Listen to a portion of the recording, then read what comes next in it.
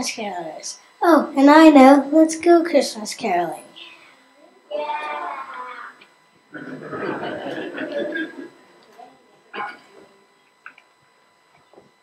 On the first day of Christmas, oh how I want to sing of the Savior that set us free. On the second day of Christmas, oh how I want to sing of joy and peace and the Savior that set us free. On the third day of Christmas, oh how I want to sing of three wise men, joy and peace, and the Savior that set us free. On the fourth day of Christmas, oh how I want to sing, oh for thy kingdom, three wise men, joy and peace, and the Savior that set us free. On the fifth day of Christmas, oh how I want to sing, Gloria, all for thy kingdom, three wise men, joy and peace, and the Savior that set us free. On the seventh day of Christmas, oh how I want to sing. But the seventh day is a day of rest. Forgiven, Gloria, all for my kingdom, three wise men, joy and peace, and the Savior that set us free. On the eighth day of Christmas, oh how I want to sing. But wait, we just did that. But I thought we were number 9. No, we should at least be at 10 by now. Let's all start over. No! On the 12th day of Christmas, oh how I want to sing of the true meaning of Christmas, of eternal life, all because of Jesus. On that holy night, with all of creation, take a day of rest, we've been forgiven, Gloria, all for my kingdom, three wise men, joy and peace, and the Savior that set us free. It's beginning to look a lot like Christmas everywhere you go. Take a look at 5 and 10, glistening once again, with candy canes and silver lanes aglow. It's beginning to look a lot like Christmas.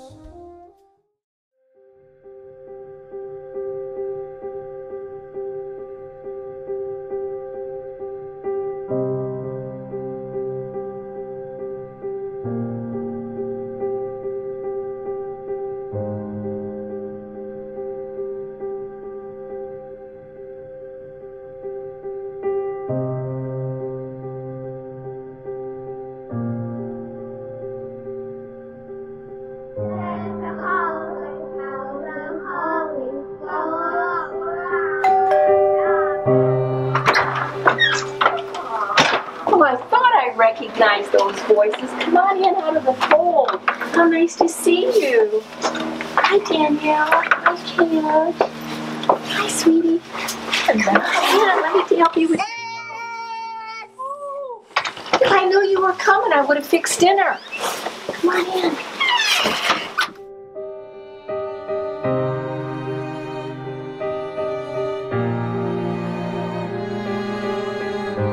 Well, it looks like we got here just in time. You do realize there's only a few weeks left to Christmas, and your house is the only house in the neighborhood not decorated, right? Since you're usually the one decking the halls while the rest of us are still cleaning up from Thanksgiving dinner, we figured you could use some help. Well, you know, there's just been so much going on, and to tell you the truth, I wasn't sure how much I wanted to decorate this year. It's just a lot of work. Kids, why don't we help Grandma make the house a little bit more festive? Well, I guess it could use some brightening up. Danielle, Caleb, would you like to go out in the garage and bring in some more boxes of ornaments? Sure will, Grandma. Caleb, let's do it. I'll go too.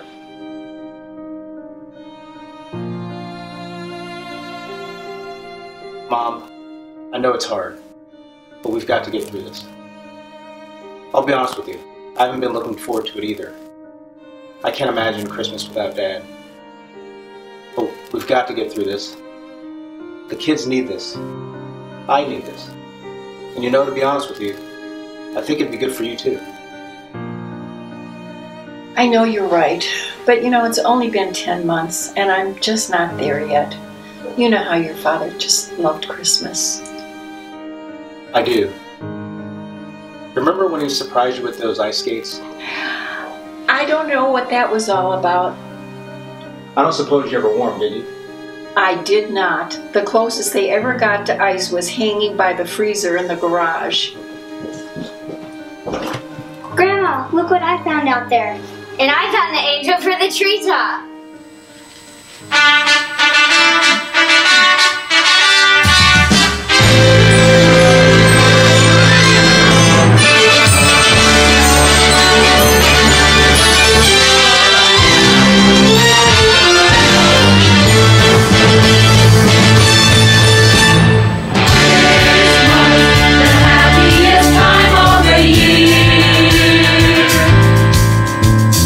Christmas, the season of wonder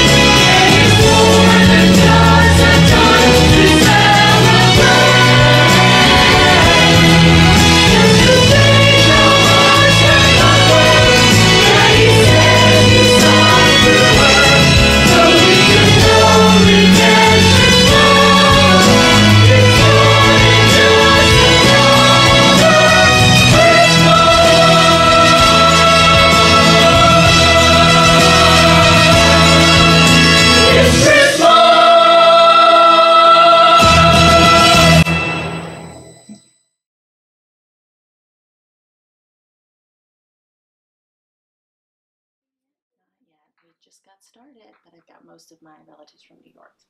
Do you know what the kids are asking?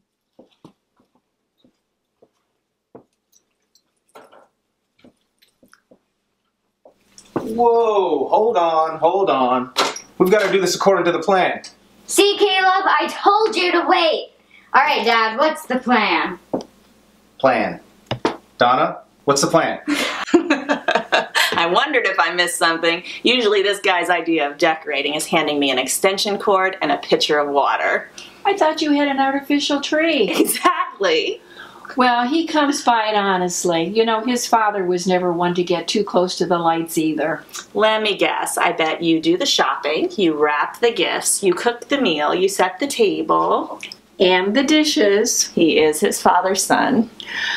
What I wouldn't do to have one more chance to do it all over again. If only I had known. Music. That's what's missing. Everyone knows you can't trim a Christmas tree without music. Mom, do you have anything to play? Well, I don't know. The turntable needs a new needle, and the cassette player hasn't worked in years, and the only place we can listen to a CD is in the car, so I don't know. I don't know what any of that stuff is, Grandma, but if you tell me what song you want, I can Bluetooth it through your Wi-Fi. Oh, my. Good idea, Braden. Alexa, play Good Good News by the OBC Choir. You got it. Coming right up.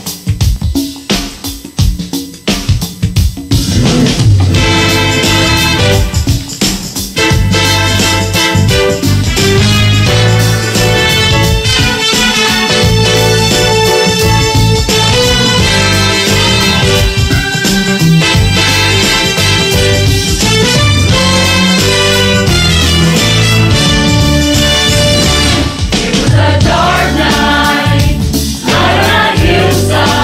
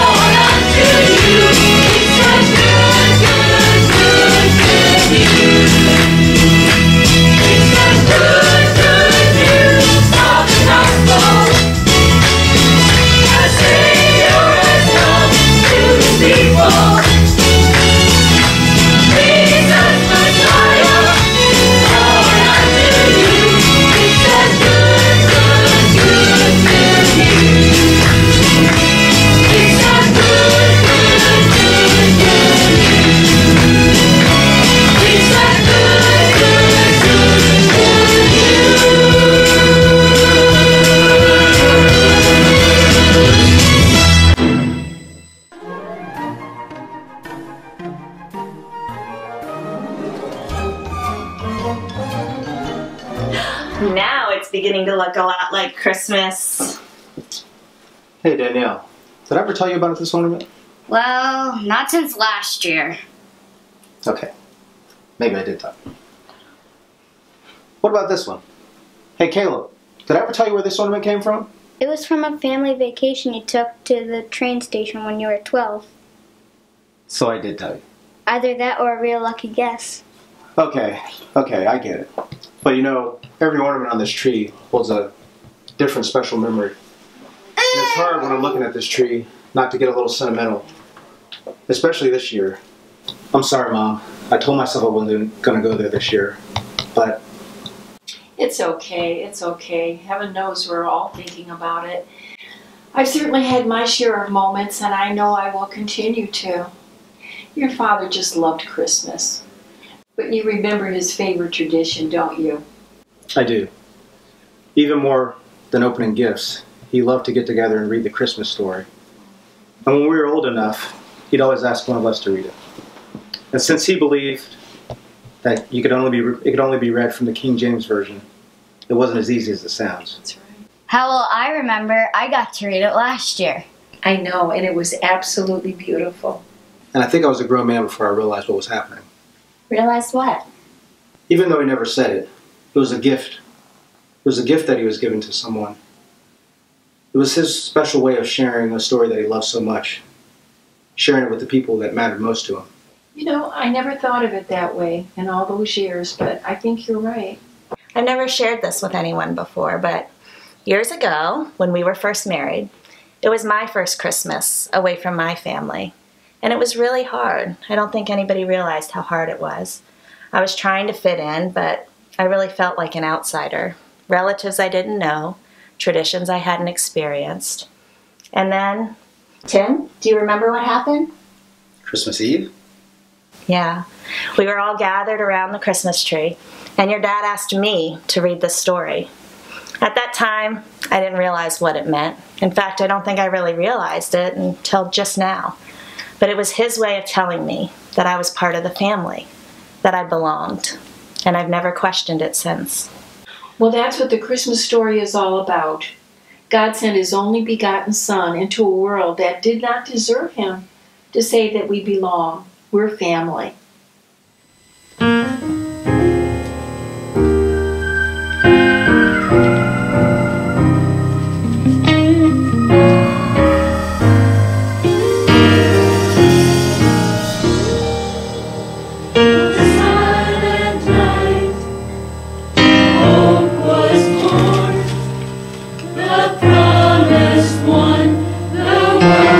Waited for.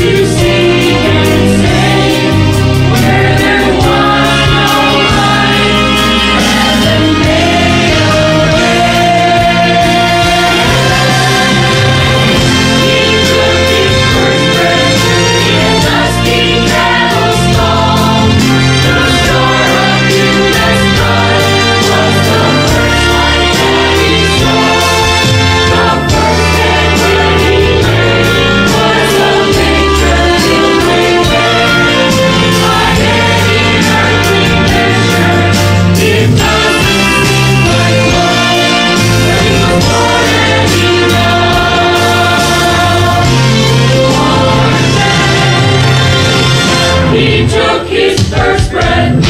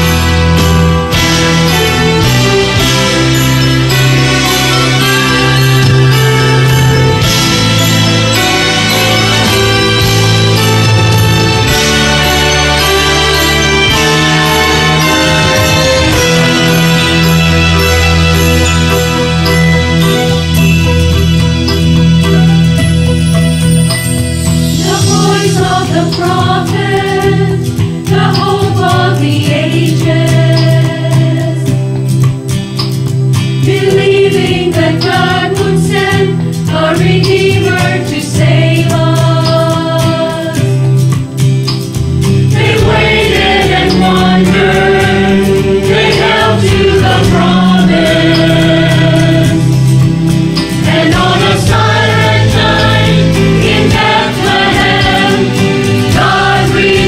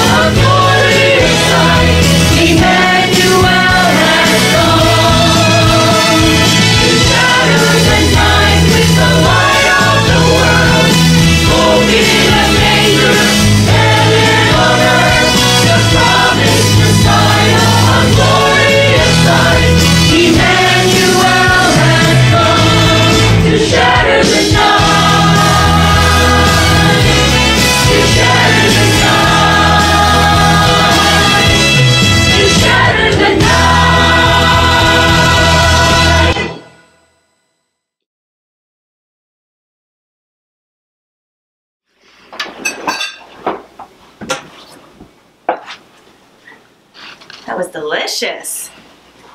Oh, thank you. Thank you. I'm so glad that our church does a Christmas Eve service. Well, I'm so glad we got to go together as a family. I am too. You know, they call it candlelight and carols, and I don't know which I enjoy most. There's something just so sacred about that many people holding candles and singing Silent Night. Well, I thought that the whole thing about standing in a circle and holding hands was a bit over the top. I thought it was just beautiful. Hey, Mom. I noticed you added something to the decorations after we left a couple weeks ago. You mean the Nativity? Well, I wasn't going to. You know, that was the piece that your father just loved, and it just didn't seem right to put it out without him being here. Well, what made you change your mind? Well, that night that you came over to help decorate, I was having a rough time. And after you left, I wasn't feeling much better. I thought, maybe if I put out one piece of the nativity scene, that would help. I just wasn't in the mood to celebrate anything, what's more, something that your father and I shared for so many years. So I decided to put out the nativity scene, or at least one piece. So I took the baby Jesus and I unwrapped it, and I set it by the chair. And then I picked up your father's Bible to read, and I don't know if I can explain what happened, but I opened up the Bible and it just opened to Isaiah 9. That part of the Christmas story doesn't get told nearly as often. As familiar as that passage is, God showed me something brand new. Just for me, just for that moment.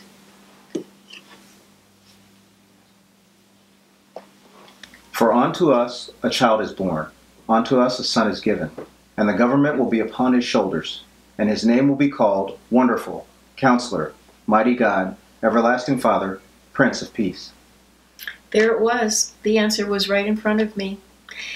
In the middle of my loneliness, God sent a comforter. In the middle of my grief, I had a counselor. And in the middle of my uncertainty, Jesus came to be my Prince of Peace. Hey, Caleb, as long as we have Granddad's Bible out, how about you read the rest of the Bible story for us tonight? I would really like that. Would you read it with me? How about we all read it? And it came to pass in those days that there went out a decree from Caesar Augustus that all the world should be taxed. And this taxing was first made when Cyrenius was governor of Syria. And all went to be taxed, everyone into his own city. And Joseph also went up from Galilee, out of the city of Nazareth, into Judea, into the city of David, which is also called Bethlehem, because he was of the house of lineage of David, to be taxed with Mary, his espoused wife, being great with child. And so it was that while they were there, the days were accomplished that she should be delivered. And she brought forth her firstborn son, and wrapped him in swaddling cloths, and laid him in the manger, because there was no room for them in the inn. And there were in the same country shepherds abiding in the field, keeping watch over their flock by night. And lo, the angel of the Lord came upon them, and the glory of the Lord shone round about them, and they were sore afraid. And the angel said unto them, Fear not, for behold, I bring you good tidings of great joy, which shall be to all people. For unto you is born this day in the city of David a Savior, which is Christ the Lord. And this shall be a sign unto you. Ye shall find the babe wrapped in swaddling clothes, lying in a manger.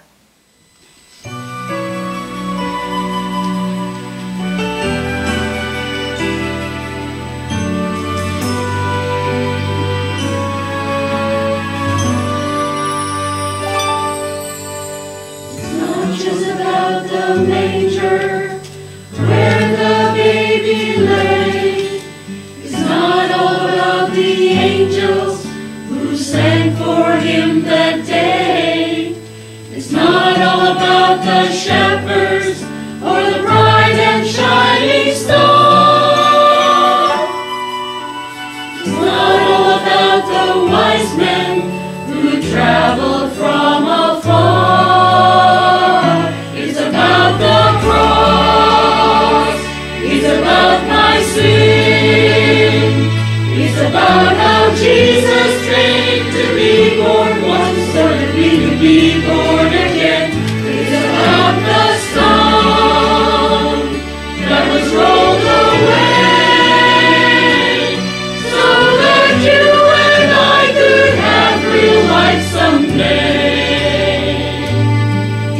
Love's a cross.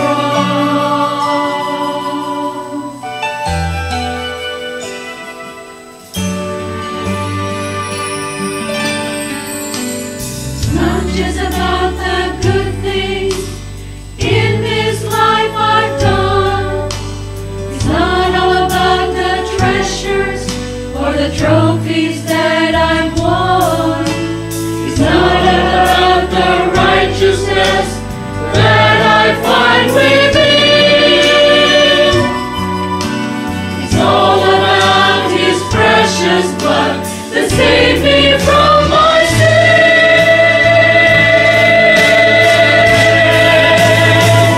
He's about the cross. He's about my sin. He's about how Jesus came to be born once so that we could be born again. He's about the stone that was rolled away so that you and I could have real life someday. He's about the cross. The beginning of the story is wonderful and great, but it's the ending that can save you, and that's why we celebrate.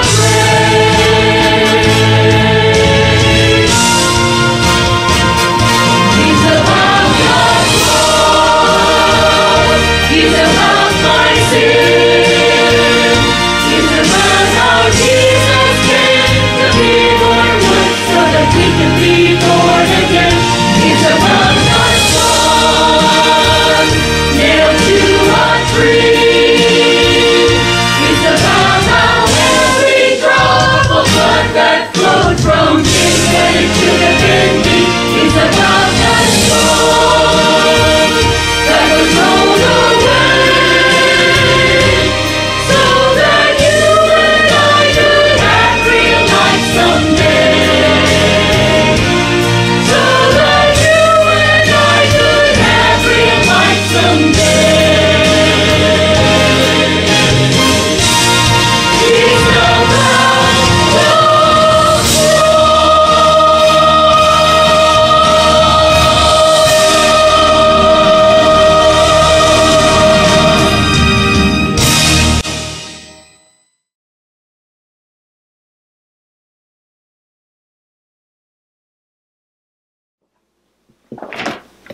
So, is there a specific order we pack things up? There sure is.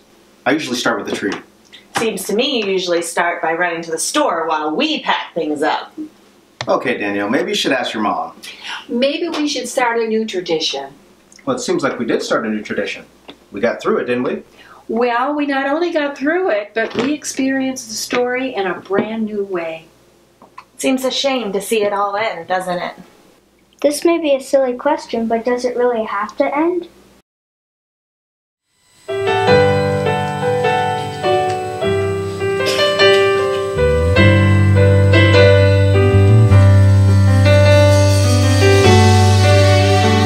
He braced that old ladder with all of his might and shouted, "Dad, have no fear."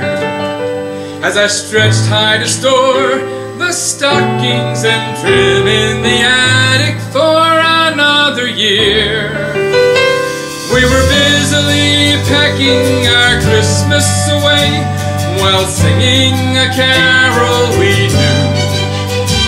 When I heard my son, innocence inquire, "Do we store away Jesus too?"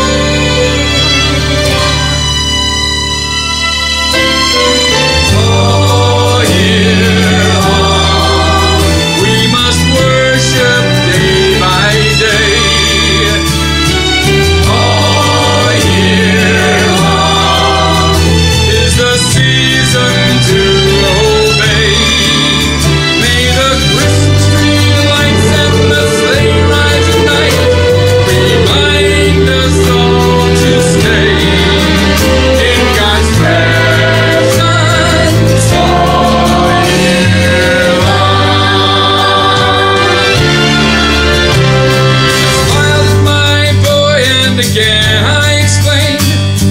Dad's longing to rest.